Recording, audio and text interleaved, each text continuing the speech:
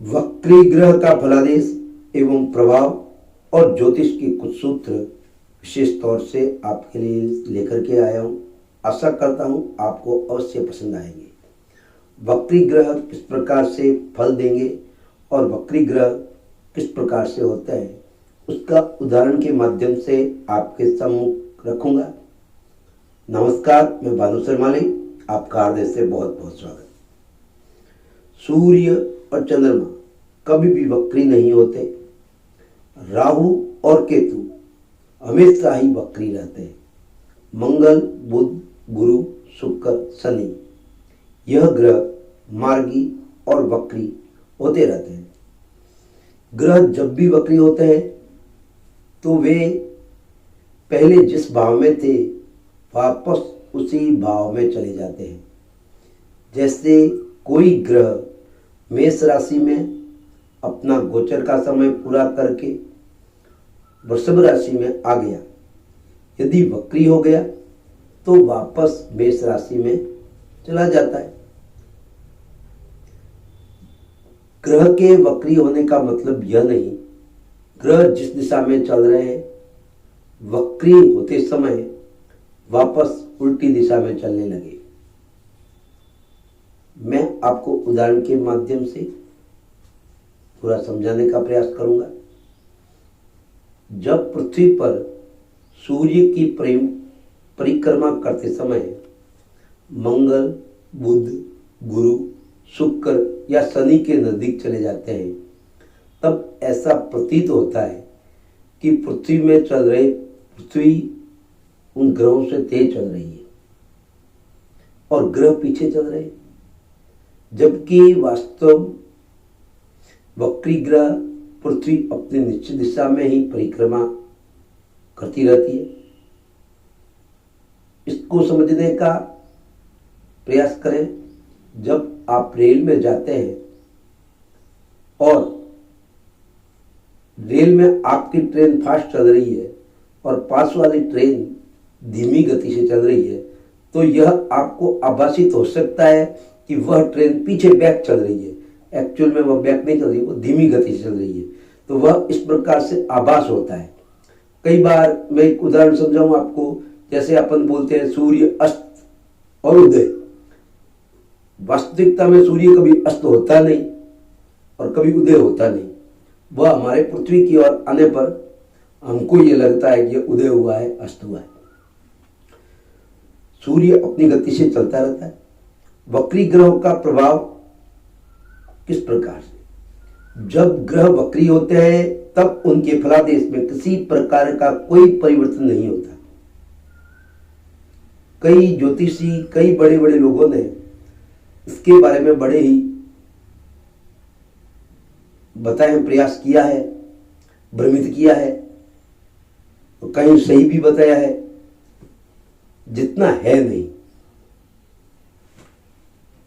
जबकि ज्योतिष में जितने भी मुख्य ग्रंथ हैं उनमें ज्यादा ऋषि यही कह रहे हैं वक्री का मतलब मात्र ग्रहों में बल में वृद्धि होना।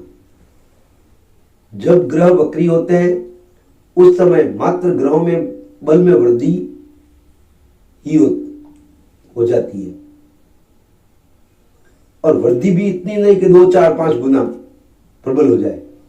जैसे किसी लगन की कुंडली मंगल द्वितीय भाव में विराजमान होकर के जो फल दे रहा है, यदि उसी लगन की कुंडली में द्वितीय भाव में मंगल वक्री हो जाए तो पहले और अभी के फलादेश में किस प्रकार का कोई परिवर्तन नहीं होगा, बल्कि ग्रह जिस समय वक्री हो रहा है उस समय वह जितने अंश पर है उससे ज्यादा प्रबल हो जाएगा, ताकतवर हो जाएगा। जब पृथ्वी पर परिक्रमा करते हुए ग्रहों के नजदीक आती है उस वक्त यह माना जाता है एक ग्रह वक्री है, उनके बल में वृद्धि होती है। जैसे यदि आप कहीं आग जला करके उससे 2 फीट दूरी पर खड़े हो जाते हैं तब जितनी गर्मी लग रही है, यदि आप 1 फुट नजदीक आ जाएंगे तो गर्मी ज्यादा लगेगी। उसी प्रकार जिस ग्रह का प्रभाव पृथ्वी पर पड़ रहा है, वक्री होने पर उसका प्रभाव और ज्यादा बढ़ जाएगा। यदि कोई ग्रह साधारण फलादेश के अनुसार परेशान कर रहा है और वक्री है तो परेशानी ज्यादा करेगा।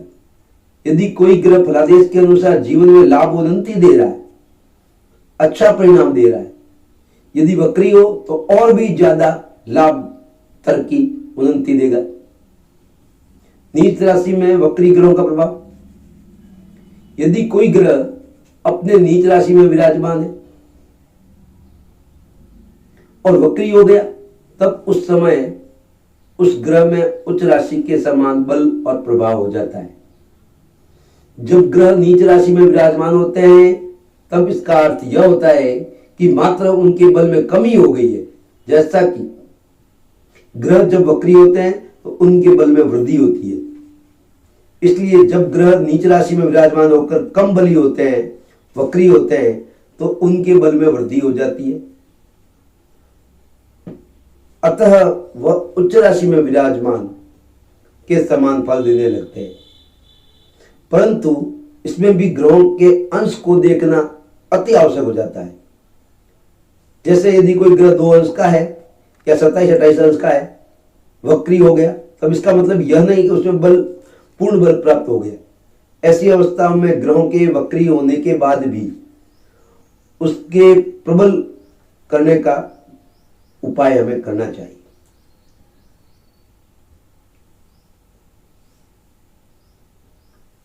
आप बार बार अध्ययन करेंगे तब यह जानकारी आपको प्राप्त हो जाएगी। लोगों की कुंडलियों का विश्लेषण करके जीवन में होने वाली घटनाओं का अध्ययन करेंगे, तब हमें इसके बारे में पूर्ण सटीकता से समझ में आएगा। उच्च राशि में वक्री ग्रहों का प्रभाव, ज्योतिष में ग्रंथों में लिखा गया है, यदि ग्रह उच्च राशि में विराजमान हो और वक्री हो जाए, नीच राशि में समान फल देते हैं, अर्थात उनके बल में कमी हो जाती है। वह ग्रह जिस भाव के स्वामी होते हैं उस भाव से संबंधित फल में कमी हो जाती है।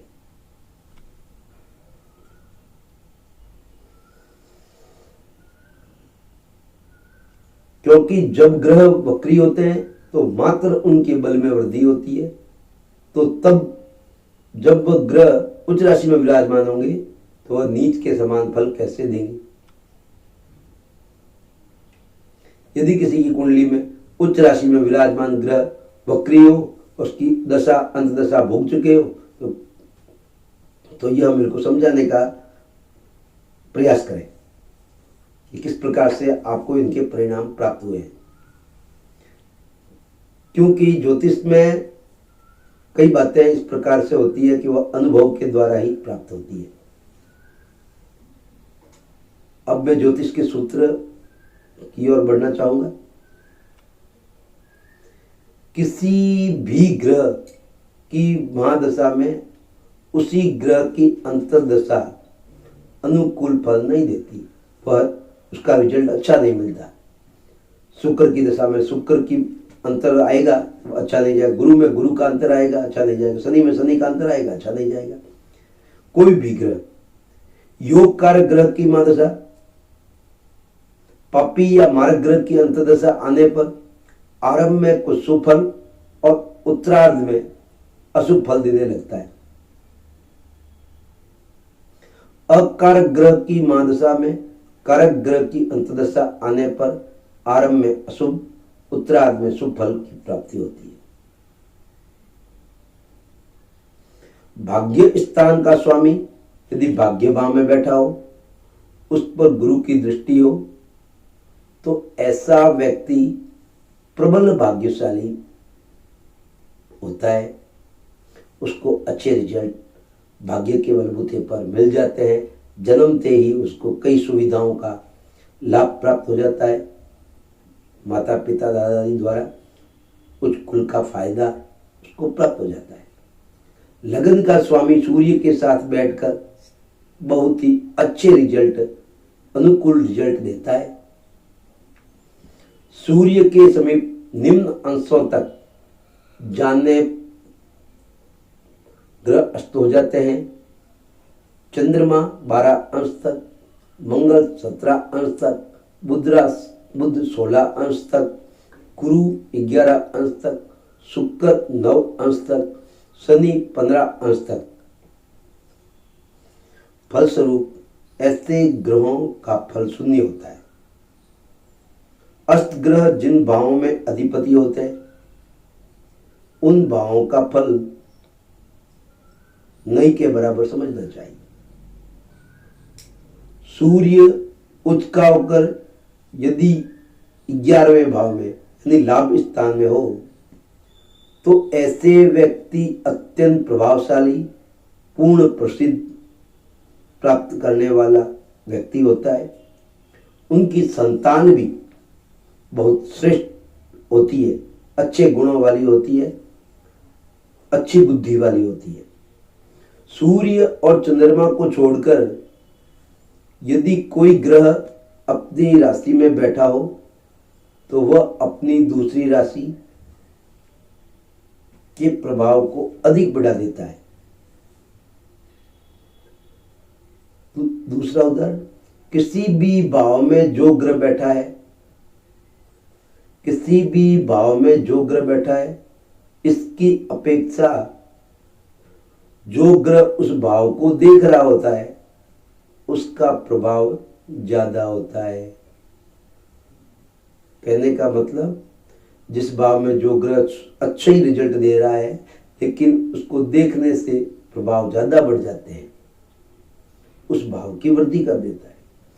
जिन भावों में शुभ ग्रह बैठे हो, जिन भावों पर शुभ ग्रहों की दृष्टि हो तो वे भाव शुभ फल देने में सहायक होते हैं। एक अंतिम सूत्र, एक ग्रह 2 भावों का अधिपति होता है। ऐसी स्थिति में वह ग्रह अपनी दशा में लगन से गिनने पर जो राशि पहले आएगी उसका फल वह प्रदान करेगा। जो लगन से गिनने पर सबसे पहले जो राशि आएगी वह उसका परिणाम प्रदान करेगा। अब 2 राशियों के कई है, मकर और कुंभ राशि शनि की है, तुला और वृषभ राशि शुक्र की है, कन्या और मिथुन राशि बुध की है। इस प्रकार से कई ग्रहों की 2-2 राशियां हैं। तो उनमें से जो पहले लगन से गिनने पर जो पहली राशि आएगी उसका रिजल्ट प्राप्त होता है। आशा करता हूं मेरा यह कार्यक्रम आपको अवश्य ही पसंद आया होगा। आप अपने और अपने परिवार वालों को शेयर अवश्य करिएगा। नमस्कार, स्वस्थ रहें, मस्त रहें।